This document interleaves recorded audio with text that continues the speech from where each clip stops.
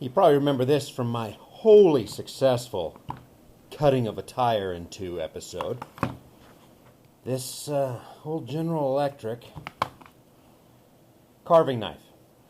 And what I'm going to try to do now is soup it up a little bit. We're going to take it apart, get at the brushes. We're going to wire 110 directly to the brushes because safety third, power first, right? Let's get this thing apart.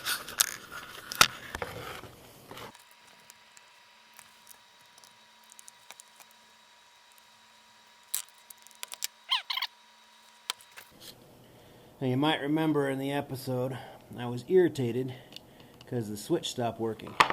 Well, it might have had something to do with doing that episode at such cold temperatures.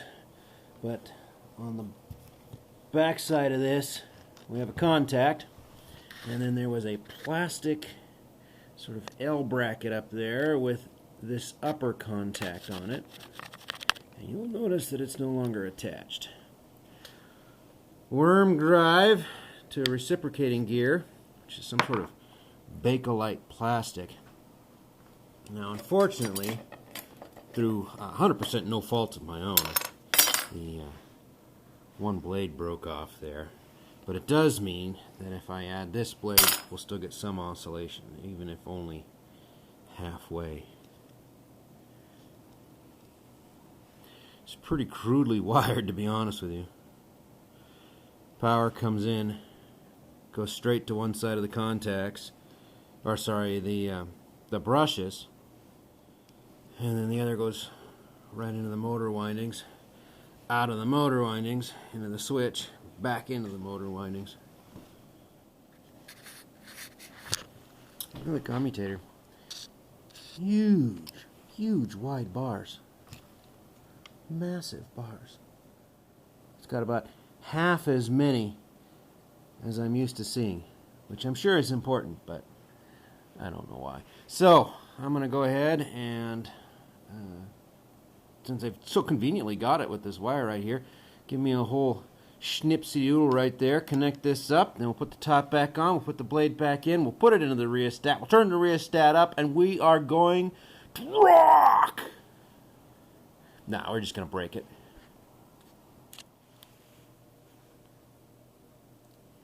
Now, it is colder than Eskimo's mother-in-law up here, and I don't know if that's having anything to do with the inability to get this thing to start or not. I suspect it's just because it's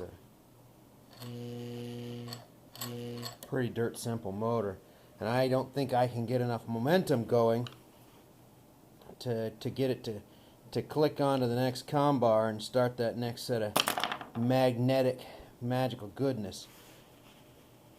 So I'm going to try pulling this worm gear, which I will say is so stiff. I mean, it's, I don't know, heat's been running up here for a while now, so we might be above 10 or 20. But I'm going to see if I can pull this apart, because I can't even roll this with a screwdriver. And maybe I can free up. This is what we got for a gear train. Yeah, it appears to be some sort of very early nylon or Bakelite ring gear. You got a worm gear down inside there, and the whole thing pivots on a big brass ball. So all I've got now is just the ring gear lifted up. We'll see if she spins. Let's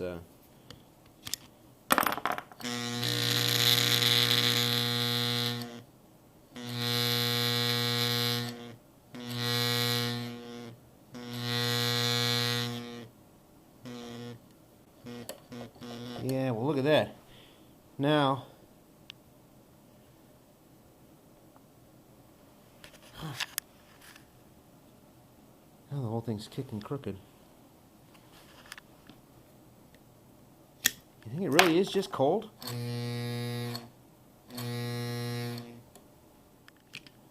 Ah! Tension bar for our big brass ball has fallen off. This is just all going to crap. Alright, let me see if I can do anything with it. Well, I'm sort of stuck. And by stuck, I mean I got other crap to do. And this isn't the quick little video that I thought it was going to be.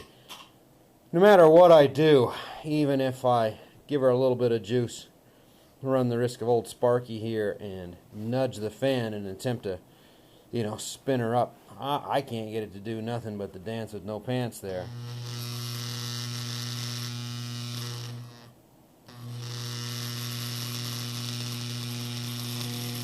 That's 70 volts directly to the brushes. Really crappy setup. You can see that this brush here is crooked. I'm getting some heat in it now. That brush right there is crooked and starting to come out of its holder, but it's been like that since, yeah, I didn't do it. I can just get the gear set to move. We've managed to warm it up that much. But not if I put it back down onto the worm gear.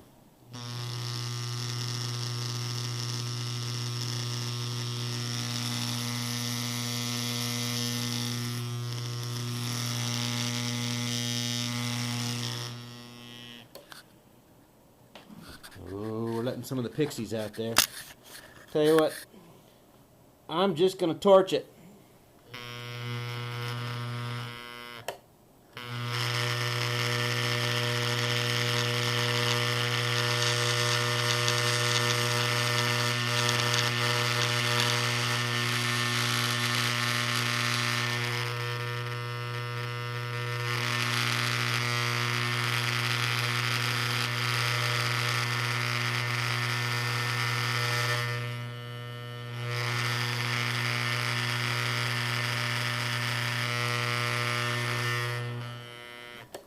Oh, you can smell the cancerous goodness.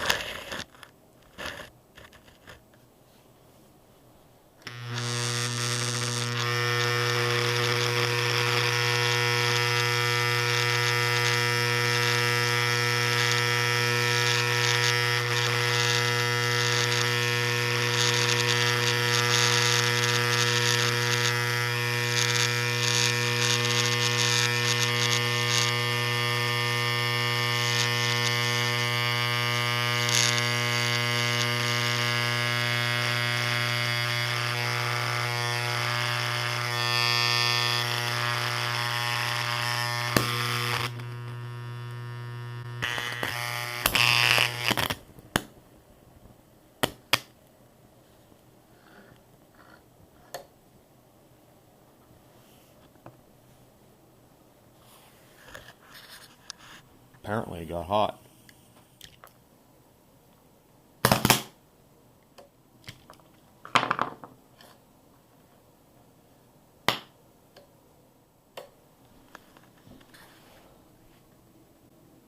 Godspeed, tire knife.